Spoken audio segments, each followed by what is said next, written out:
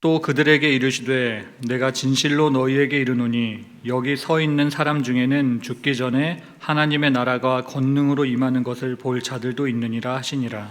엿새 후에 예수께서 베드로와 야고보와 요한을 데리시고 따로 높은 산에 올라가셨더니 그들 앞에서 변형되사 그 옷이 광채가 나며 세상에서 빨래하는 자가 그렇게 희게 할 수 없을 만큼 매우 휘어졌더라.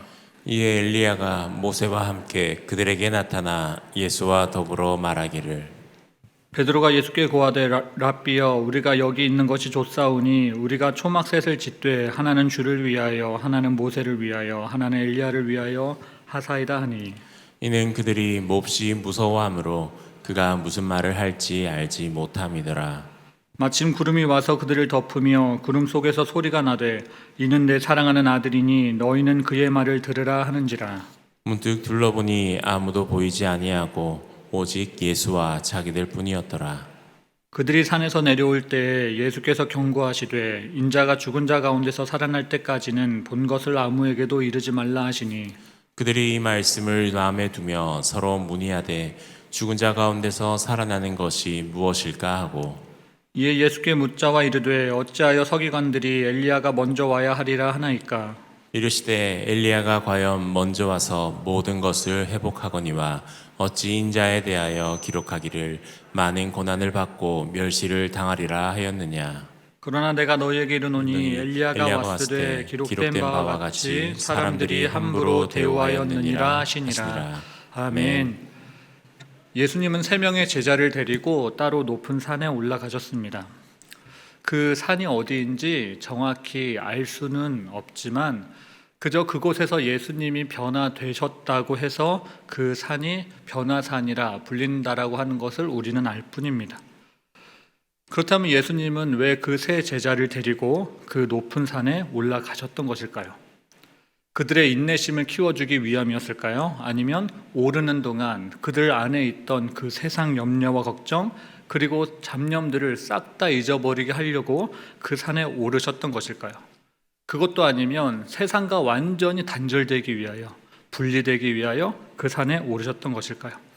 혹은 그 산이 하늘에 계신 하나님과 가장 가까이 맞닿아 있는 산이었기 때문에 그 높은 산에 오르셨던 것일까요? 성경은 일반적으로 산을 거룩한 장소로 그렇게 묘사하고 있습니다. 그래서 가장 거룩한 장소기에 그 산에 오르셨는지 모르지만 사실 이보다 더 중요한 의미가 담겨 있는 것 같습니다. 그게 뭐냐면 산에 올라가서 보면 아래가 다 내려다 보인다라고 하는 것이죠. 산 아래에 있는 인생은 참 복잡합니다. 우리는 산 아래에서 굉장히 복잡한 삶을 살아가죠. 누가 크고 작은지 그리고 누가 높고 낮은지 서로가 서로를 비교하며 아둥바둥하며 살아가고 있습니다. 남보다 더 많이 가진 우월감에 그리고 남보다 더 적게 가진 열등감에 그렇게 서로가 서로를 시기하고 질투하고 있죠. 그래서 산 아래에는 미운 사람도 있고 또 나를 섭섭하게 만드는 사람도 있는 겁니다. 정말로 속상한 곳이 많은 곳, 그곳이 바로 산 아래인 것 같습니다. 하지만 높은 산은 그렇지 않다라는 것이죠. 산에 올라가 보면요, 가진 자와 못 가진 자, 그리고 배운 자와 못 배운 자의 차이가 별로 느껴지지 않습니다. 산 꼭대기에서는 잘 나가고 못 나가고 하는 것이 그렇게 중요하게 여겨지지 않는 것입니다. 웬만하면 다 같아 보이는 것이 산 위에서의 삶입니다. 영어를 잘하고 못하고 그리고 스펙이 좋고 좋지 않고 뭐 이런 것들이 산 위에서는 별로 중요하지 않다라고 하는 것이죠. 그래서 높은 산에 오른다라고 하는 것은요, 하늘의 눈으로, 다시 말해 하나님의 안목으로 산 아래를 내려다볼 수 있게 되었음을 의미하는 것이죠. 어떤 문제가 있을 때 그 문제를 내 눈앞에다가 놓으면요, 내 눈을 가려가지고 아무것도 바라보지 못하게 만들지만, 그래서 내 인생이 온통 문제투성이인 것으로 만들지만, 그 문제를 내 눈앞에서 치워버리면, 내 눈앞에서 치워버리든지 아니면 내가 뒷걸음질 쳐서 그 문제를 문제로서 보이게 하든지, 우리는 그래야지만 그 문제를 보이지 않고 아주 작은 점으로 보게 되어집니다.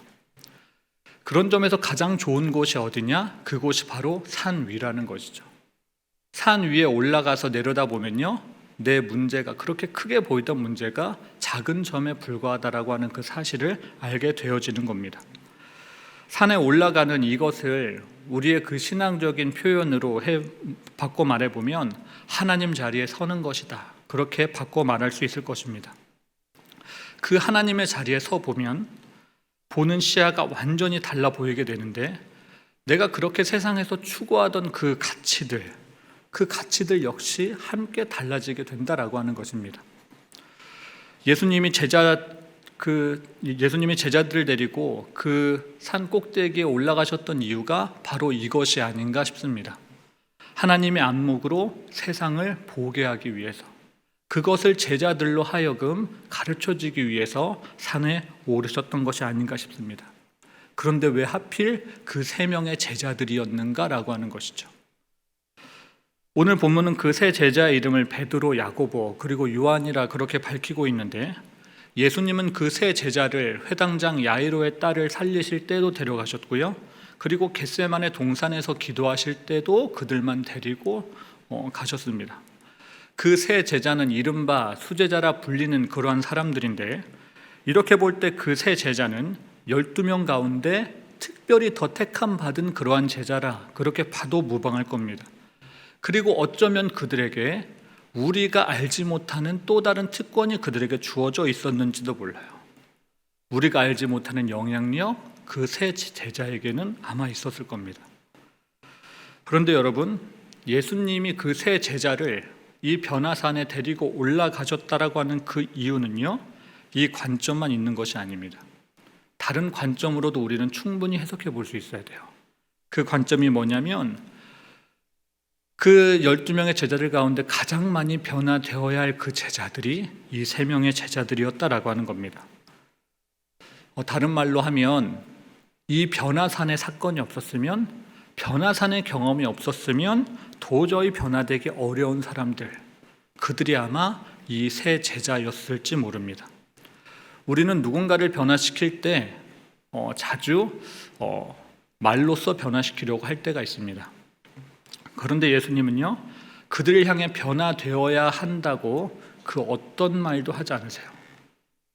너 이렇게 바뀌어야 돼, 너 이거 고쳐야 돼, 이 부분에 대하여 언급하시지 않습니다. 그렇다면 예수님은 어떤 방식으로 그들이 변화되기를 교육하셨을까요? 예수님은 가장 좋은 교보제를 그들에게 보여주셨습니다. 그게 뭐였냐면 예수님이 변화되는 모습이었죠.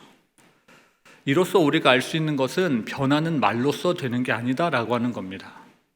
누군가를 고쳐 쓰는 건요, 누군가를 바꾸는 건 말로써 되는 게 아닌 거예요. 성령님의 역사로만 되는 줄로 믿습니다.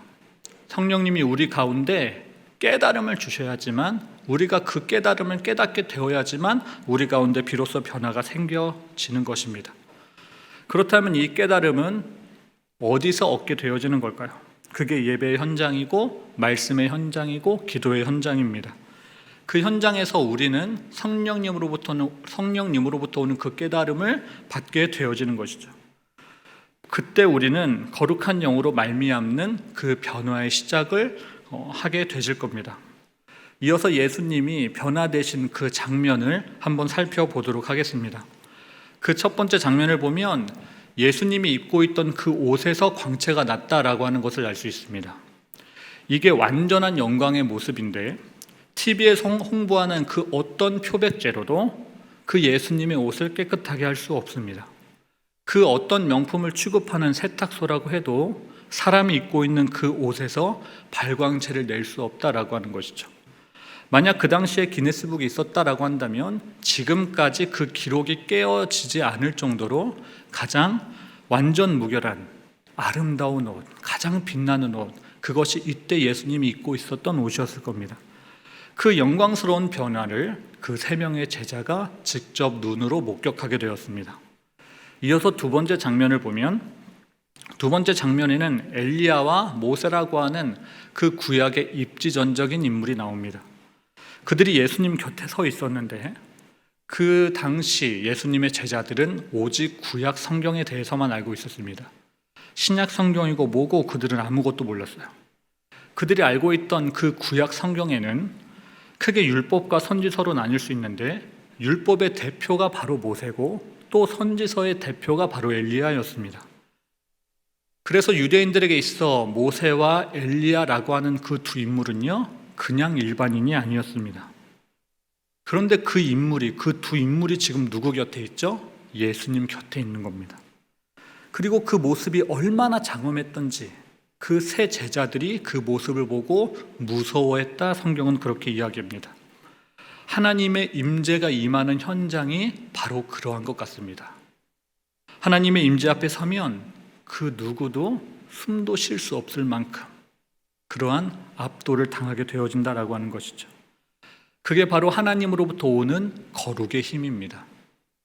그리고 이어지는 세 번째 장면은 구름 가운데서 한 소리가 들려오는 겁니다.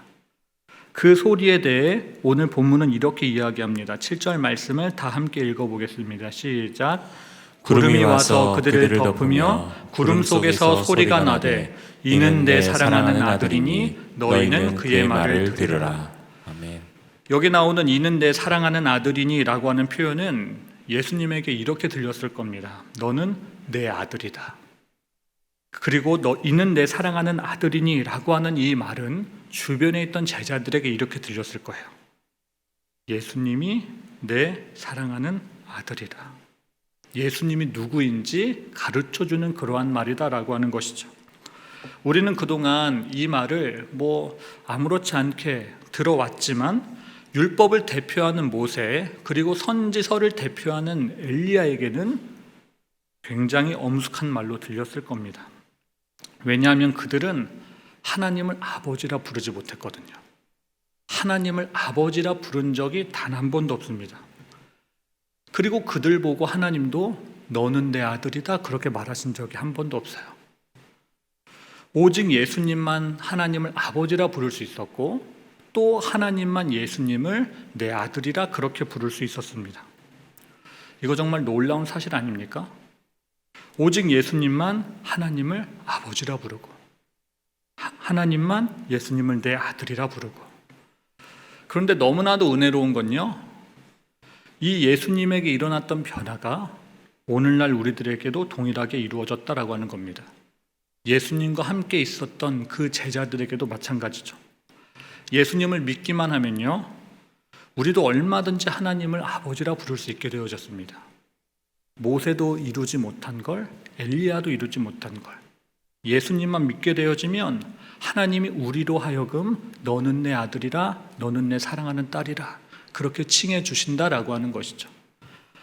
모세와 엘리야에게는 그런 은혜가 없었지만 예수님과 그의 제자들, 그리고 예수님을 구주로 고백하는 우리에게는 그런 은혜가 주어진 것입니다. 하나님은 그 변화의 현장에 베드로와 야고보 그리고 요한을 두셨습니다. 이는 그들이 그렇게 하나님 자녀로 변화되기를 바라신 하나님의 마음이 투영되었기 때문입니다. 우리에게도 마찬가지입니다. 하나님은 우리 모두가 하나님의 거룩한 자녀로 변화되어지기를 간절히 바라고 계십니다. 그렇게 우리가 하나님의 거룩한 새로운 피조물로 거듭나기를 바라시는 것이 지금 이 시간 우리 개인을 향하신 하나님의 마음입니다. 그렇다면 성경이 말하고 있는 거룩한 피조물이다, 새로운 피조물이다 라고 하는 것은 무엇을 의미하는 것일까요? 그것은 세상을 바라보는 그 안목이 바뀐 존재를 말합니다. 세상처럼 더 이상 바라보지 않는 것, 그것이 새로운 피조물입니다.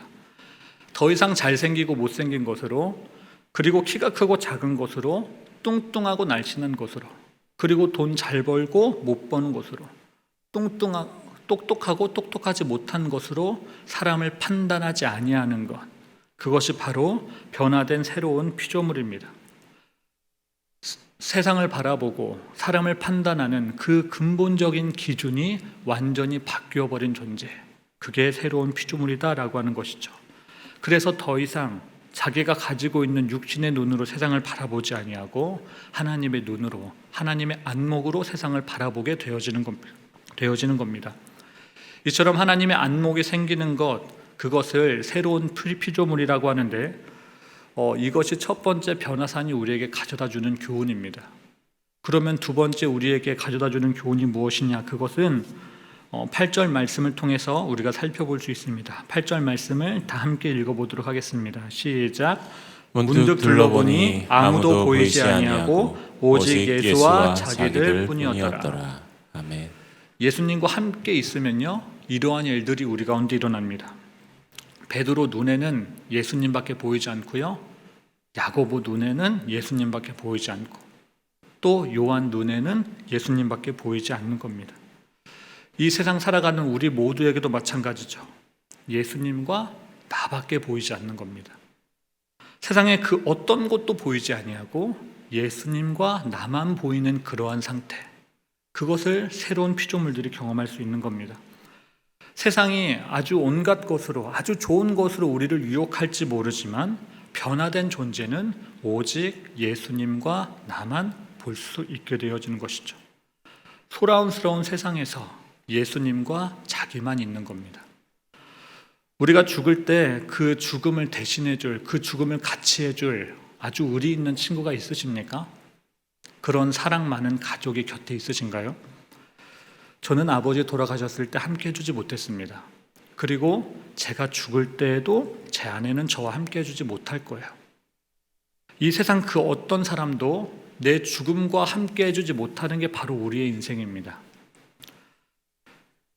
그러나 마지막 심판이 내 앞에 밀려올 때 나를 변호해주고, 그래서 내가 예수의 생명의 피가 묻어있다고 변호해 주실 분이 바로 우리 예수님, 그분밖에 없습니다. 그 순간에는 내가 이 세상 살면서 의지했던 그 어떤 것도, 어떤 존재도 쓸모없어지는 겁니다. 내가 죽을 때는 말이죠. 사랑하는 여러분, 나를 이 수렁에서 건져내 주실 분은 바로 예수님밖에 없다라고 하는 그 사실을 명심하셔야 됩니다. 그래서 우리는 이 땅에 살면서 여호와는 나의 목자시니 내게 부족함이 없으리로다 라고 하는 그 고백만 하며 살면 사실은 그만인 겁니다. 그런데 왜 그렇게 우리는 쓸데없이 이거 달라고 하고 또 저거 달라고 하고 이거 없다고 하고 저거 없다고 하는 그러한 말들을 늘어놓는 것일까요? 우리는 분명히 예수보다 더 귀한 것은 없다라고 늘 찬송하며 살아가는데 왜 그렇게 예수님 한 분만으로 만족하지 못하는 그러한 인생을 살아갈 수밖에 없는 것일까요? 누군가 우리에게 예수면 다냐라고 물어볼 때 자신에게 예수면 답니다라고 말하고 싶은데 왜 그 이야기가 내 입 밖으로 나오지 못하는 것일까요? 그건 근본적인 변화가 아직 내 안에서 이루어지지 못했기 때문입니다. 변화산의 그 변화를 누군가의 입을 통해 전해 듣기는 들었는데 그게 내 인생의 경험으로, 내 인생의 아주 중차대한 사건으로 경험해내지는 못한 겁니다. 예수님이 오시기 전에 반드시 이 변화산의 그 경험이 개개인의 삶 속에 있으시기를 바랍니다. 그게 빠르면 빠를수록 좋겠죠. 어리면 어릴수록 좋을 겁니다. 우리 어원아 친구들이 이 자리에 많이 앉아 있는데 어원아 활동을 하면서 이 경험을 반드시 하셨으면 좋겠습니다. 트랙 도는 것만 하지 말고, 그것만 좋아하지 말고 말씀 통해 영광스러운 그 예수님의 변화된 모습을 목격하시기 바랍니다. 그렇게만 된다고 하면요, 우리는 예수님만으로 만족하며 살 수 있는 거예요. 굳이 다른 것 없어도 되고요, 예수님만 다다 하는 그 고백이 우리 가운데 있게 되어지는 것이죠. 우리가 신앙생활하면서 생기는 두려움은 아마 이런 걸 거예요. 예수님과 나밖에 없을 때 이 세상 사람들이 그런 나의 모습을 보고 저거 광신자 아냐? 라고 하는 말을 들을까 봐 하는 그러한 말들일 겁니다. 그런데 그 변화하는 시작의, 그 변화하는 신앙의 그 시작점이 바로 그 지점이라고 하는 사실을 아셔야 됩니다. 그 지점에 들어가야만 우리는 변화라고 하는 그 아주 귀한 일들을 경험하게 되어집니다. 우리가 오늘 부른 찬송가의 가사 중에 세상과 나는 간 곳 없고 구속한 주만 보인다, 그러한 가사가 있는데 그런 고백이 우리 모두에게 있기를 바랍니다. 베드로는 그네가 얼마나 황홀했던지 거기에 머무르고 싶다고 했습니다. 베드로는 거기에 초막셋을 짓자고 예수님에게 이야기했습니다. 왜냐하면 내려가 봤자 귀신들 뿐인 세상들이거든요. 귀신들이 활개치는 세상. 예수님과 같이 산 위에서 살면 이렇게나 황홀한데, 이렇게나 행복한데 굳이 뭐하러 저 전쟁터 같은 세상으로 다시 내려가냐라고 하는 것일 겁니다. 제가 몇 해 전에 홍콩에서 살았었는데 거기에는 산 위에 있는 집들이 꽤나 많이 있습니다. 그런데 놀라운 건 산 위에 있는 집이 더 비싸다는 거예요. 산 위에 모기도 많고 동물도 많고, 그런데요, 그 산 위에 있는 집일수록 더 가격이 비쌌습니다. 그렇게 홍콩 부자들은요, 산 위에서 살려고 그 산 위에 있는 집들을 사기 위해 굉장히 많은 투자를 했습니다. 굳이 산 아래 내려와서 살려고 하지를 않아요. 그냥 산 위에서 편하게 아래 내려다보지, 그 경치 좋은 곳에서 그냥 아래 내려다보며 살지, 굳이 뭐하러 불나방처럼 불구덩이 속으로 뛰어드냐라고 하는 것입니다. 여러분, 제자들이 예수님의 그 변화된 모습을 바라보았던 것이 바로 산 위였습니다. 그래서 어쩌면 가장 광채나는 예수님의 모습을 볼 수 있는 것도 산 위가 아닐지 모릅니다. 그런데 예수님은요, 굳이 산 위에 있던 제자들을 산 아래로 데리고 가셨어요. 왜 그러셨겠습니까? 우리가 익히 잘 아는 천국에 갔다 온 사람들의 이야기가 있죠. 책도 있고 영화가 있습니다. 그 사람들은요, 천국에 있다가 다시 이 땅에 내려왔습니다. 왜 내려왔겠습니까? 천국을 믿지 않는 사람들이 여전히 많이 있으니까 그 사람들에게 천국에 대해서 전하라고 하나님이 이 땅 가운데 다시 내려보내신 게 아닌가 싶습니다. 산 아래에서 아둥바둥 살고 싶은 사람은 아무도 없을 겁니다. 저는 며칠 전에 신혼여행차 라오스에 다녀왔는데 굉장히 아름답고 좋은 동네였습니다. 그래서 시간 가는 게 너무나 아쉬웠어요. 하루가 갈수록 너무 아깝다, 일주일이라는 시간이 너무 짧구나 하는 생각이 들었습니다. 저를 배웅해 주던 선교사님이 언제 다시 올 거냐고, 같이 와서 살자고 그렇게 이야기해 주는데 너무 좋았습니다. 그렇게 행복한 시간을 보내고 출국할 날이 되었을 때 누구나가 다 그런 것처럼 오기 싫은 그런 기분을 저 역시 느꼈습니다. 그 정도로 그 신혼여행 그 일정은 저에게 황홀함 그 자체였습니다. 베드로가 산에서 그러한 황홀함을 느끼지 않았나 싶습니다. 내려가기 싫고 다시 돌아가기 싫고. 이 황홀함에는요, 중독성이 있다고 그래요. 그 중독성이요, 사람으로 하여금 그 사람이 있어야 되는 그 곳으로 다시 돌려보내고 싶지 않은 그러한 중독성, 그러한 유혹이 있습니다. 저 역시 그 중독성으로 말미암아 다시 이곳에 그렇게 오고 싶지 않았습니다. 할 수만 있으면 라오스에 눌러 앉고 싶고, 할 수만 있으면 내가 지금 지내는 대로 그냥 지내고 싶은, 그래서 하마터면 내가 달려가야 할 그 길을 잃어버릴 뻔했습니다. 내가 와야 될, 내가 부둥켜 안고 살아가야 될, 내가 기도해야 될 그 공동체를 잃어버릴 뻔했습니다. 그래서 저는 이렇게 생각합니다. 하나님이 왜 제자들을 데리고 그 황홀한, 예수님이 가장 빛나는 광채나는 그 산에서 내려오게 하신 걸까? 그 이유는 그 황홀함에서 빠져나오라고 하신 것이 아닐까라고 생각이 되어집니다. 물론 산 위는 정말 좋은 곳입니다. 예수님만 보이는 곳이 바로 그 산 위였습니다. 세상은 보이지 아니하고, 세상 염려 없고, 세상 걱정 없고, 스트레스 없고, 정말 예수님과 나만 있을 수 있는 곳, 그곳이 산 위였습니다. 그리고 따뜻한 하나님의 음성이 들리는 곳, 우리를 향하여 너는 내 사랑하는 아들이라, 내 딸이라 그렇게 말씀해 주시는 곳, 하나님을 하나님이라 부를 수 있는 곳, 그곳이 산 위였습니다.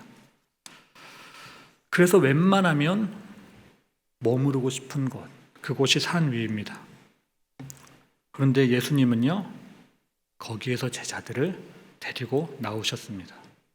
거기에 주저앉아 있지 않게 하셨어요. 여러분, 우리 역시 마찬가지일 겁니다. 내가 편하게 생각하고, 내가 눌러 앉아 있고 싶어하고, 내가 여기면 좋사오니 하는 그러한 곳이 다 있을 겁니다. 그러나 하나님은 거기에 우리가 주저앉아 살지 않기를 원하십니다. 산 아래로 내려와서 내가 경험하고 보았던 그 하나님의 아름다움을 산 아래에서 전하며 사는 것, 하나님이 우리에게 바라시는 것입니다. 사실 힘들게 올라간 그 산 위의 삶을 내려놓고 다시 산 아래로 내려오는 것은 굉장히 어려운 일입니다. 많은 것을 포기해야 되고 많은 것을 각오해야 되는 그러한 일이겠죠. 그리고 또 나를 싫어하는 그 사람들 틈으로 이웃들 속으로 들어가 그들과 부둥켜 안고 살아가는 것, 얼굴 붉히며 살아가는 것, 괜찮은 척 살아가는 것 쉽지 않은 일입니다. 예수님도 이 사실을 아셨을 겁니다. 그럼에도 굳이 제자를 데리고 내려오신 거예요. 산 아래가 바로 그들의 자리이기 때문이 아닌가 싶습니다. 사랑하는 여러분, 변화산의 체험은 제자들로 하여금 정말 귀중한 경험이었습니다. 잊지 못할 그런 경험들이었겠죠. 그러나 그 체험만으로는 하나님의 뜻을 온전히 이룰 수 없다라는 것을 오늘 우리의 본문을 통해서 우리는 알게 되어집니다. 변화산의 체험만 놓고 보면요, 주님의 고난도 없고요, 그리고 주님의 죽으심도 없고 부활도 없습니다. 산 위에서는 이러한 것들을 전혀 경험할 수가 없는 거예요. 고난의 과정과 죽음의 과정과 부활의 과정은 다 산 아래에서 이루어졌습니다. 산 아래로 내려온 다음에 정말로 예수님이 이루어갈 그 사역들을 그들이 함께 이루어갈 수 있었다라고 하는 것이죠. 그래서 우리에게는 두 가지 삶의 모습이 필요한 거예요. 산 위에서의 삶도 필요하고 산 아래에서의 삶도 필요한 겁니다. 산 위에서 그 아름다운 예수님의 모습을 보는 것도 중요하고요, 산 아래에서 고난당하신 예수님과 동행하는 그 삶도 중요한 겁니다. 그래야 온전히 하나님의 뜻을 이루어가는 우리의 삶인 줄로 믿습니다. 변화산의 영광을 본 하나님의 백성들은요, 산 아래로 내려가 가정과 교회와 그리고 지역 사회를 위해서 부여받은 그 사명들, 그 달려가야 될 그 길들을 꾸준히 달려가셔야 될 것입니다. 물론 쉽지는 않겠지만 우리에게 위로가 되고 용기가 되는 것은 산 위에서 하나님이 우리에게 말씀해 주신 여러 가지의 말씀들입니다. 우리는 분명히 변화된 예수님의 모습을 산 위에서 발견하였습니다. 그리고 그곳에서 하나님의 자녀라 불림 받았고, 또 나는 간대 없고 세상과 나는 간 곳 없고 오직 하나님과 나만 있는 그러한 은혜들을 누리게 되었습니다. 변화산에서 경험한 이 은혜로 말미암아 산 아래에 내려와 하나님의 뜻을 온전히 이루어가는 우리 모두가 되어지기를 바랍니다.